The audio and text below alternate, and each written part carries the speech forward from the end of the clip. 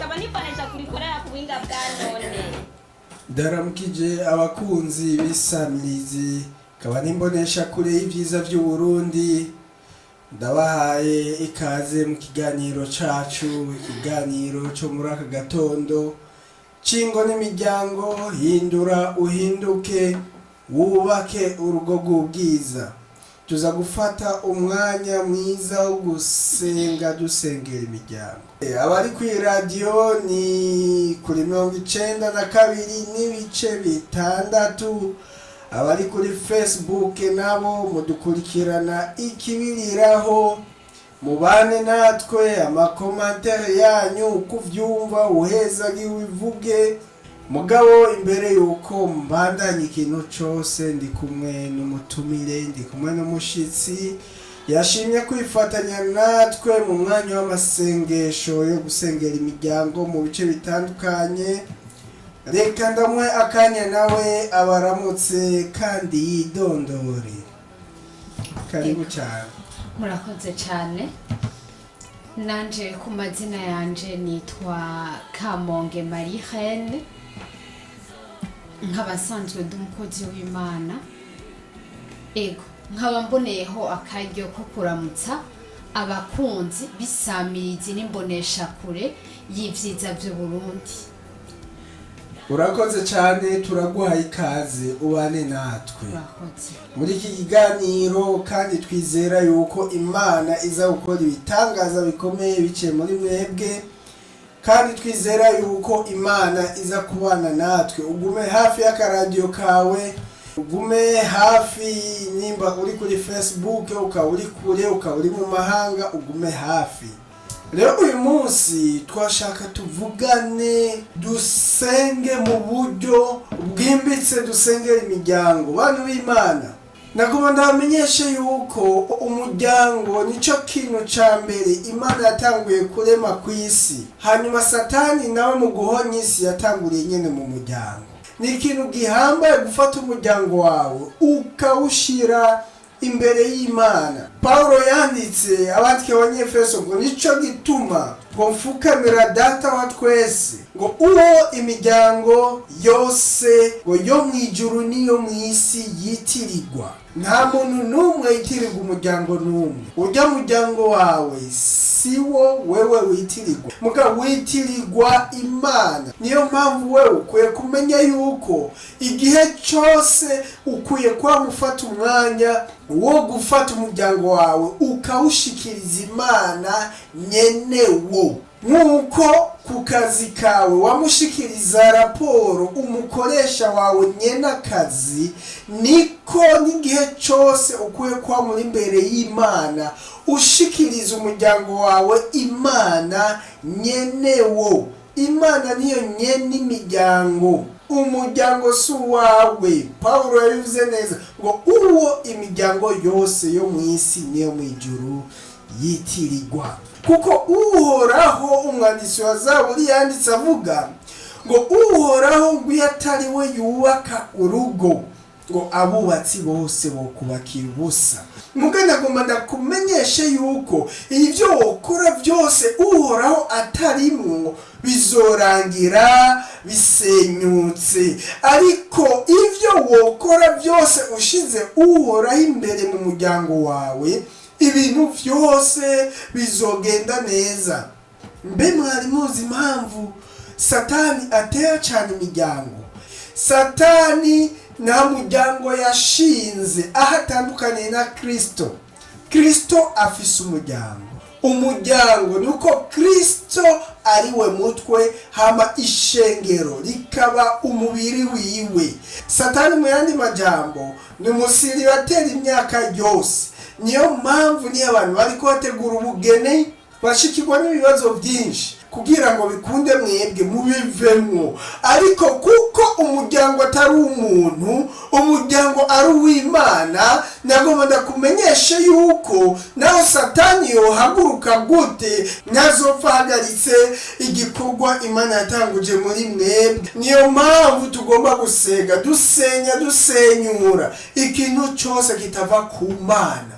Imana yaduhaye ububasha bwo gufata ubushobozi bwose bw'umwiza tukabufata mili tukabugomorera Kristo, ngo kandi ngo dufata ngo ivyiyumvirwa mu mitima vyose ngo n'ivyahagurutse kugwanya ubugombe bw'Imana tukabigomorera Kristo. Nimba uri kumwe nanje vuga nanje ati amen. Haleluya, haleluya. Turagushimiye data we rugira neza, turagushimiye ukugira neza kwawe papa, niwe watuzuye amahoro umwe wese data muba gihari bahumeka umwuka w'abazima, umwe wese data wabanye nawe. Erega data dukomeje gushima kugira neza kwawe. Erega data hari byinshi dukingira ubwo tubona ibibazo papa tukamara kubibonesha amaso yacu data, ubwawe turazi kuba watugwaniriye, ubwawe turazi kuba wabirangije. Erega papa tuza kubibona uko wabirangije. None data turakuzaniye, turagarutse imbere yawe tuje gutakamba data ngo uha amahoro ingo. Ngwino uhe ukumvikana ingo, ngwino data wirukane ico cose cotuma ingo zitumvikana. Ngwino data utanga amahoro, ngwino data wirukane ivyo vyose data vyotuma haba kutumvikana mu ngo.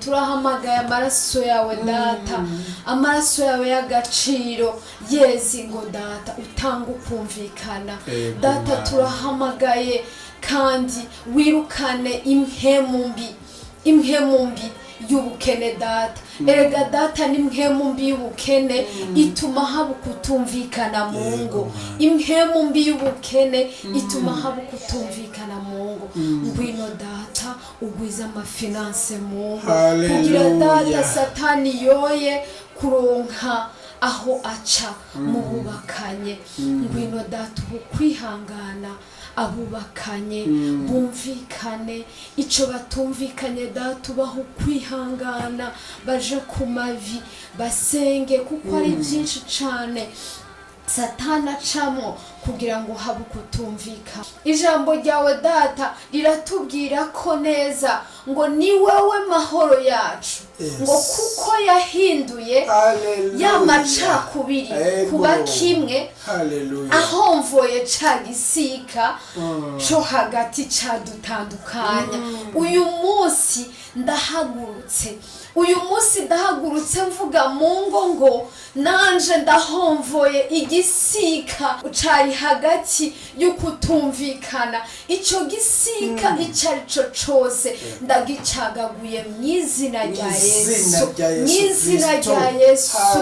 Mwami ndasengeye umuntu yoba ari ku kazi akaba ari kwaca mu karenganyo mwami, akaba abona yuko umwanya n'umwanya akazi kiwe gahera, akaba ariko yibaza ati mbega umuryango wanje nzowushirahe, mbega umugore wanje azojahe, mbega abana banje nzobashirahe, mbega amahera y'inzu azovahe, mbega amahera y'amashuri y'abana azovahe, mbe nzofungura gute? Mwami uyo muntu ari muri ako karenganyo turamusengeye mw'izina rya Yesu Kristo. Data umubere umutabazi, niwe wahagurutse uvuga ngo nta cacuriwe kukugwanya kizogira ico kikugira, ngo kandi ururimi rwose ruzohaguruka kukuburanya uzorutsinda.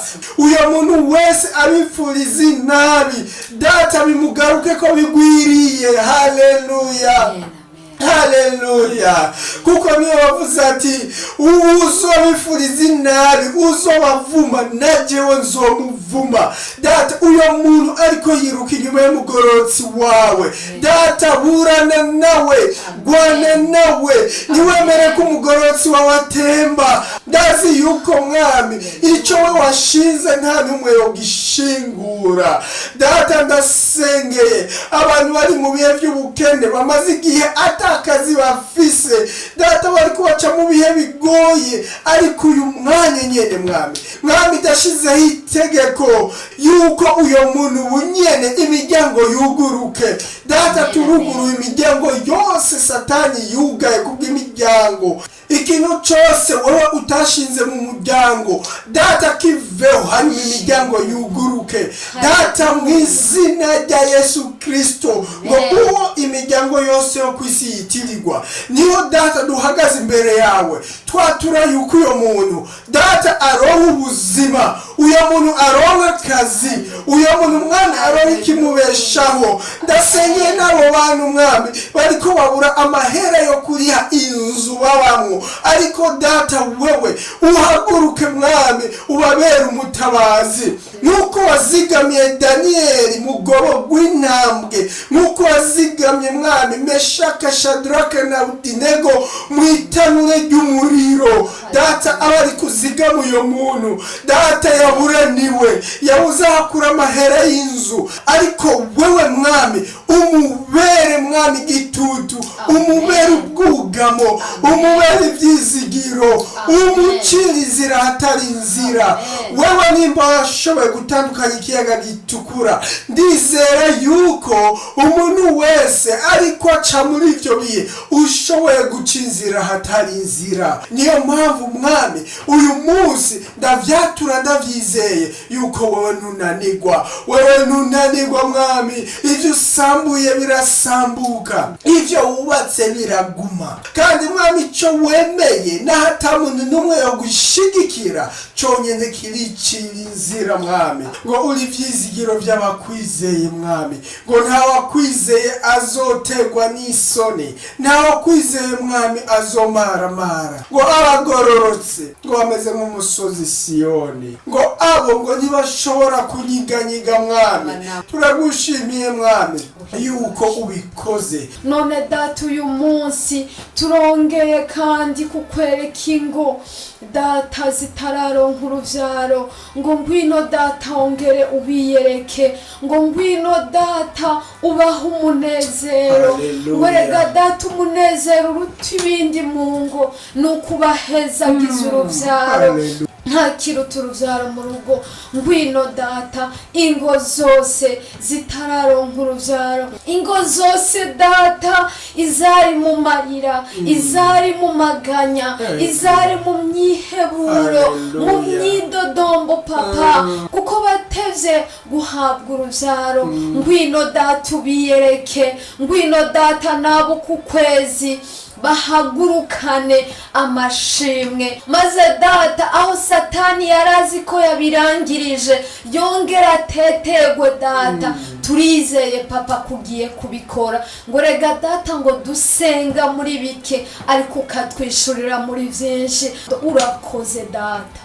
Tuje imbere yawe mwami nk'abasavyi wawe data, dusengera abakenyezi bose bibungeze. Ndasengeye mwami umukenyezi wese yibungeze data, umuzigame kuva mu kwezi kwa mbere gushika mu kwezi kw'icenda. Ndasengeye ico kibondo yibungeze mwami, kugira ngo mwami ukizigamire mu nda yiwe, uzomuhe mwami gushikana amahoro. Si bose mwami baja kuri ico gikorwa ngo bahava mahoro, kuko data turazi yuko satani arico gihe aba ahagaze magabo arindira ivyo yica n'ivyo yiba, nkuko wavuze ati ngo igisuma nta kindi kikizana watari ukwiba no kwica no gutikiza.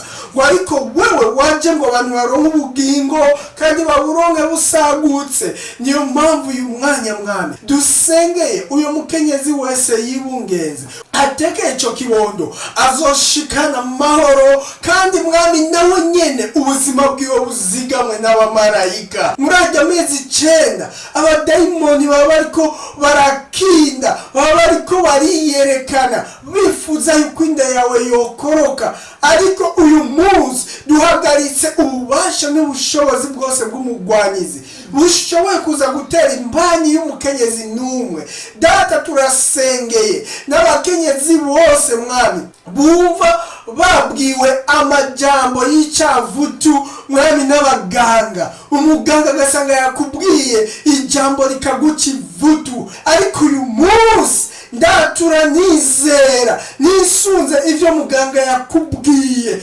ariko kijya nyene wifuza ko kiba mu mutima wawe, mu buzima bwawe, mu muryango wawe, aba arico uhoraho ashitsa. Haleluya. Ata niyo wanditse amajambo yawe umwanditsi wa Zaburi ngo abana ngo n'umugisha uhoraho atanga.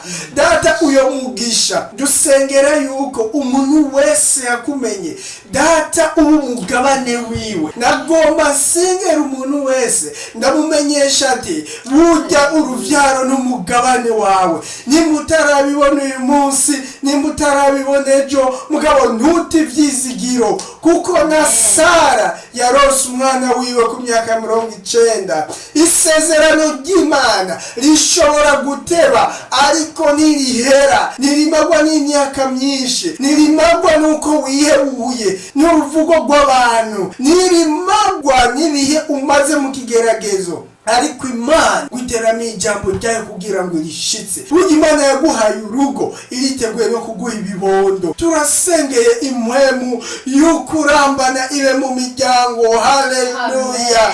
Data, turazi yuko kimwe mu bintu Satani ateza imiryango ashoboye guteza urupfu. Data, urupfu rukaza ukabona umwe aragiye uwundi arasigaye, umuntu ngo agize isanganya, umuntu ngo aragwaye ngo agiye bukumbi. Izo mpwemu zose turazihagaritse mu izina rya Yesu Kristo. Impwemu y'urupfu rwa bukumbi turazihagaritse mu izina rya Yesu Kristo. Turasenze ngo abantu barambane. Dusengeye uyu muryango mwami w'abantu bafise ubwoba yuko umwe canke uwundi ashobora kugenda umwanya wari wo wose, bivanye n'ingwara afise, bivanye n'ivyo abonesha amaso yiwe. Hariho abantu iyo bafashe urugendo bagendana ubwoba, bakumva umengo bava bagira isanganya, mugabo mu mitima y'abo bantu mwami ndahashize ukurema. Amen. Ndahashize ukurema. Amen. Ndahashize ukurema.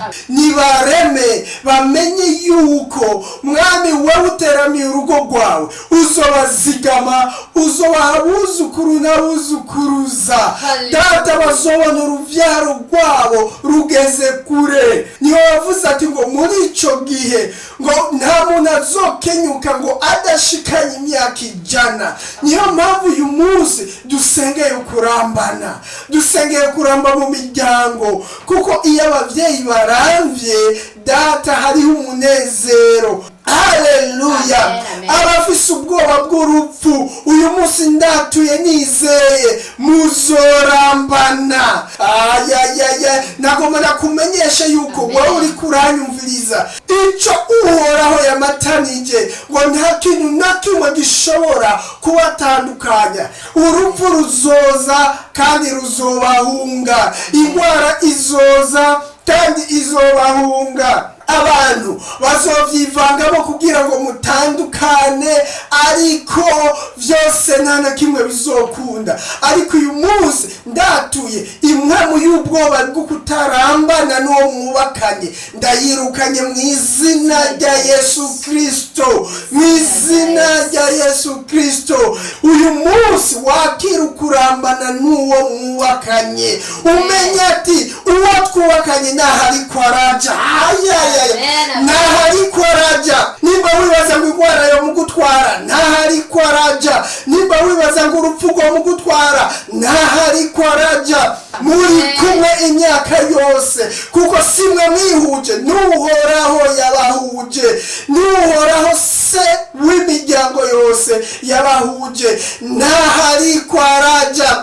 Uhoraho ntiyabahuje kugira ngo mubane iminsi 2, mwaka umwe, imyaka 3. Oya, uhoraho yabahuje murambane. Niyo mpamvu uyu munsi mpagaze mu izina ry'uhoraho mvuga ati uwo mubakanye reka ubwoba bwo kwibaza harahari kwaraja, ntahari kwaraja n'uwawe. Nusubire kugira ubwoba. Ibi nimba utavyizeye jewe ndagufashije kuvyizera, ariko umenye yuko uwo mwubakanye ntahari kwaraja. Haleluya. Haleluya. Haleluya. Menya yuko uwo mwubakanye ntaho ari kwaraja. ntahari kwaraja muzorambana kuko ni isezerano uhoraho yaduhaye ngo muri ico gihe ngo ntawe uzokenyuka ngo adashikanye imyaka 100. niyo mpamvu ndakubwiye ati uwo mwubakanye ntahari kwaraja. nimba wibaza ngo ingwara igomba imutware ntahari kwaraja. nimba wibaza ngo kubera mumaze imisi muri zuguru data cyesengera nimwe mu gutandukana. urazi ko ari abantu babaye mu rugo ariko bafise ubwoba bibaza ngo umwanya n'umwanya turatandukana ngo jewe nzomuheba.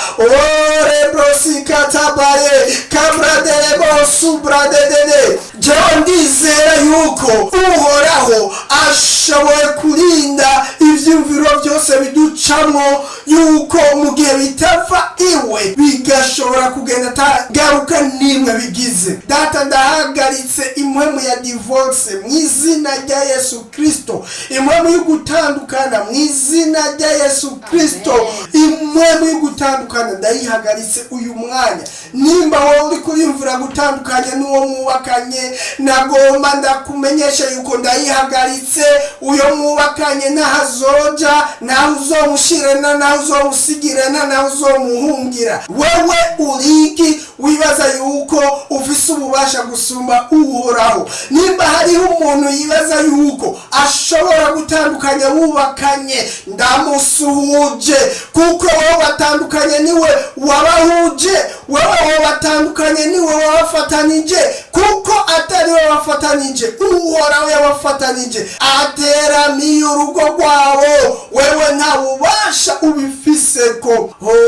data ndagushimiye kuri Imana y'ivyizigiro, ukaba Imana y'amasezerano, uko ari wewe mwami ubishoboye. Amen. Data werugira neza, turongeye kuguhamagara data. erega data turacari kuri ya mavi, twongera gusaba umunezero mu rugo. erega data urugo rw'abana b'Imana n'urugo rwuzuye amahoro, n'urugo rwuzuye umunezero. ngwino data utanga amahoro mu ngo, ngwino utange amahoro mu ngo, amahoro mu bubakanye, amahoro mu baba mu nzu, amahoro mu bibondo. erega data iyo abubakanye bafise amahoro bigaragarira mu gukura kw'abana. ibibondo bikurana amagara meza, ibibondo bikura bifise indero nziza, ari naho nabiyo bageze mu zabo, bageze kubaka izabo, baze bame data bibuka karorero uti nanje ndakeneye kubaka urugo rwa papa na mama. urakoze data, turizeye niki kugikoze, ni mwizina ryawe ryera data.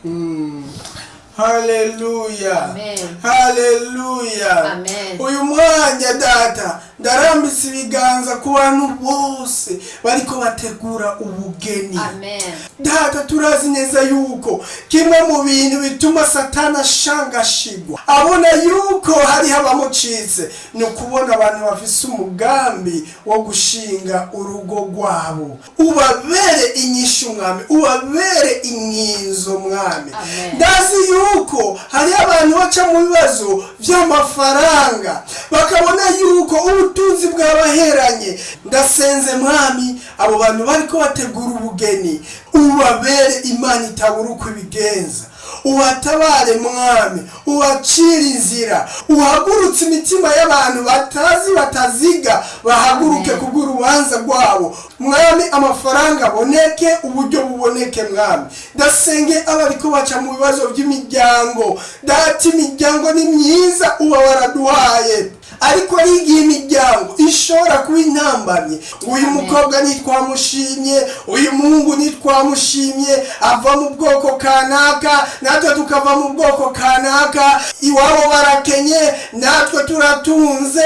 uyu muhungu ameze uku, natwe dushaka umeze uku.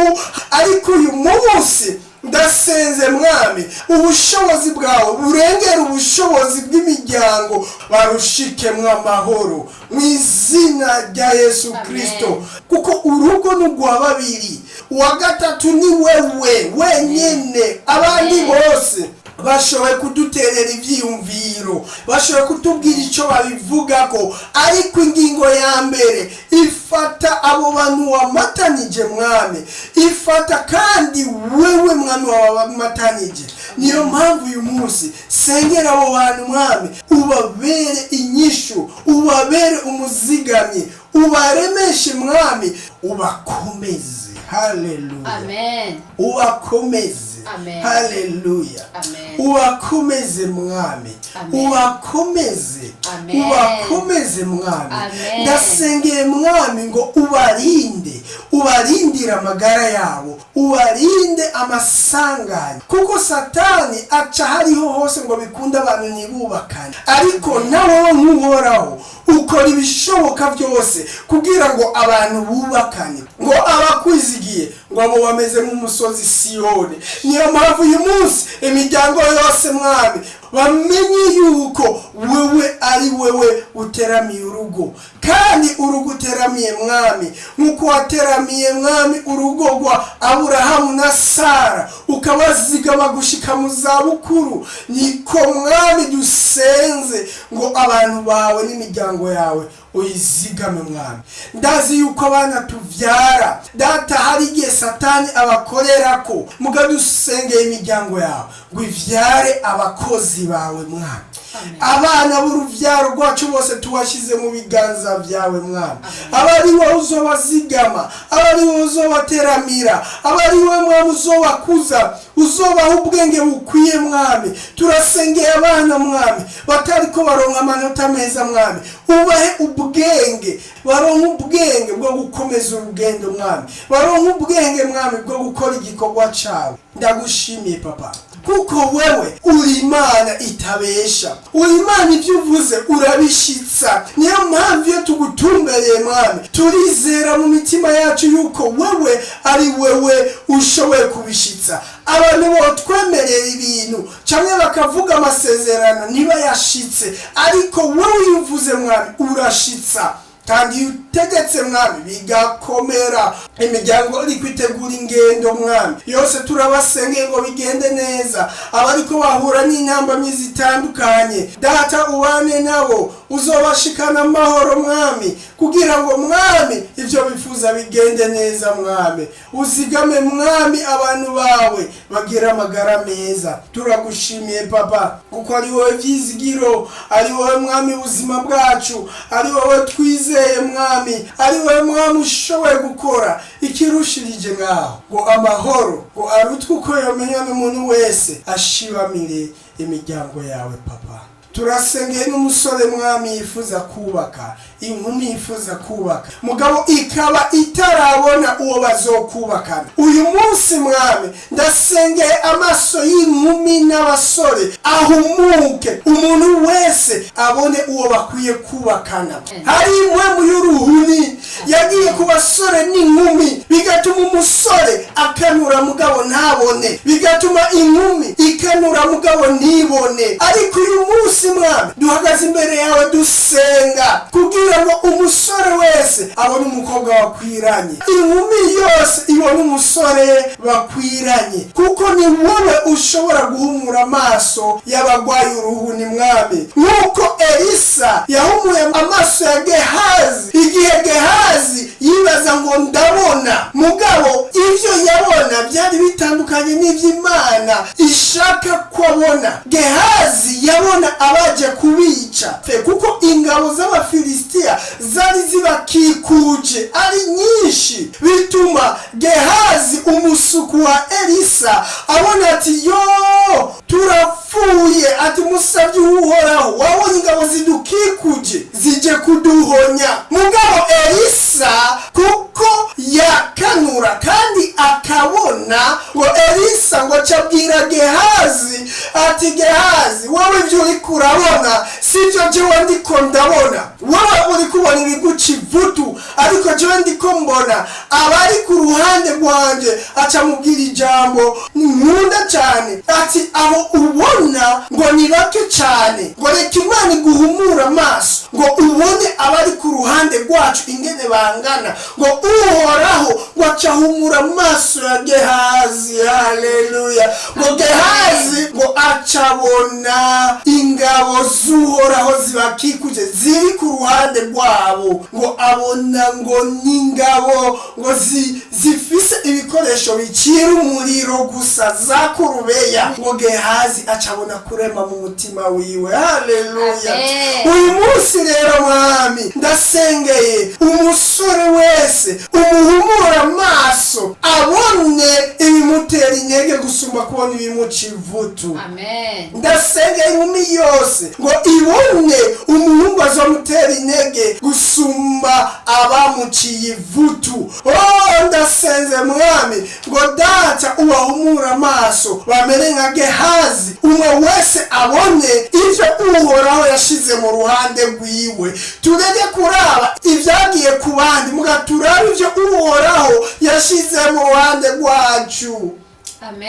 Uyu munsi niho ndavugana n'umusore n'inkumi abona yuko ati ujya musore niyo twari kubakana none baramujanye, ijya nkumi niyo twari kubakana ariko baramujanye. Wewe uri kubona ibitari mu ruhande rwawe, ivyo bajanye ntivyari rwawe, ariko nagomba ndakumenyeshe humuka amaso yawe ubone ibiri ku ruhande rwawe n'ivyo Elisa yabona, kuko vyo bikomeye gusumba ivyo abandi babona biri ku ruhande rw'abandi. Haleluya. Nimba unyumva kandi ukabunyumva uvuga ati amen. Umusuku wa Aburahamu yagiye azi neza umufasha wa Isaka ingene azoba ameze. Uyu munsi niyo mpamvu usenga ngo wowe wa musore we, wowe wa nkumi we uri kuranyumviriza, Imana iguhe kumenya ati uwo mwene ameze ukunuku, hanyuma umuguye ko umenya ati n'uyu nyene nta wundi. Imana iguhumura amaso abiguhe ca kabiri kumenya ati uwo nkeneye n'uyu. Umushitseko ati burya n'uyu nyene. Uruhendo rwa Satani turuvemo dukora umugambi w'Imana. Haleluya. Haleluya. Kubaka n'umugambi w'Imana si umuntu yarizanye, si Adamu yabwiye Imana ati mumufasha, ariko n'Imana muri yo yavuze ati ntibibereye ko umuntu aba wenyine. Niyo mpamvu uyu munsi twizera yuko kubaka n'umugambi w'Imana si uwawe si uwanje, n'umugambi w'Imana. Niyo mpamvu Imana ibiteramiye gusumba uko wewe wobiteramira, ibibereye maso gusumba uko wewe wobibera maso.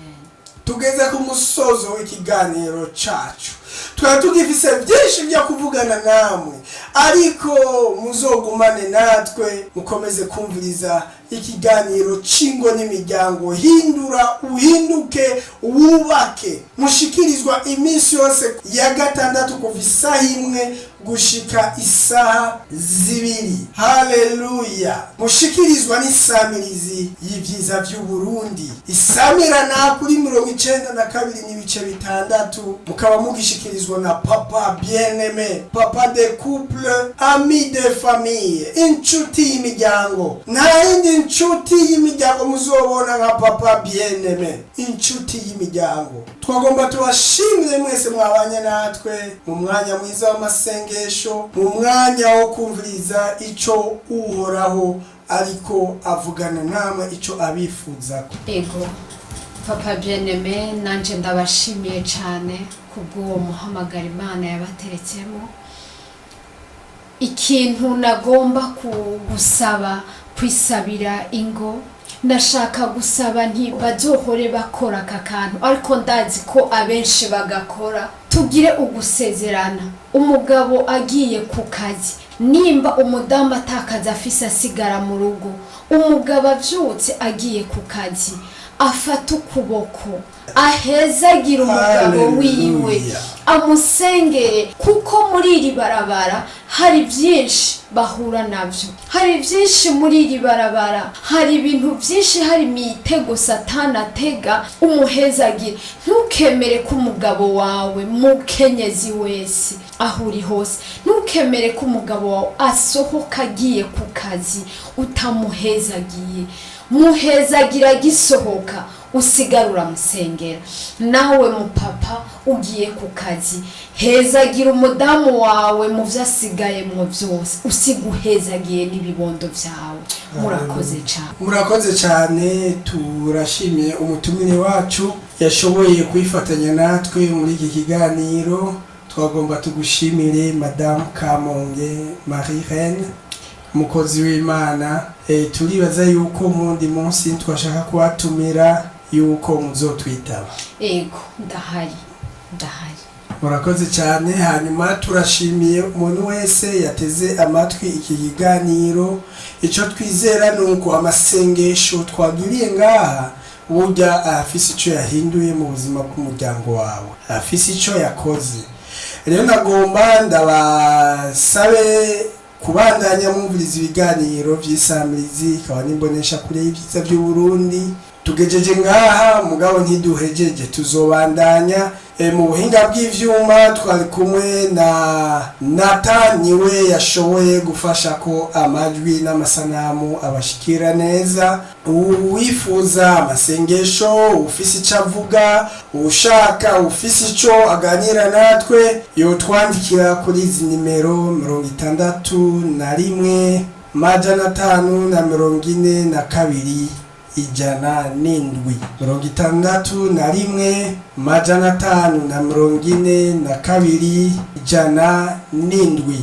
Wifuza ko umutumire, wifuza icyo ufashwa mu rugo rw'iwawe, navyo nyene tuzobibafasha, kuko nico twahagurukiye, nuko Uburundi bwiza bugirwa n'imiryango myiza.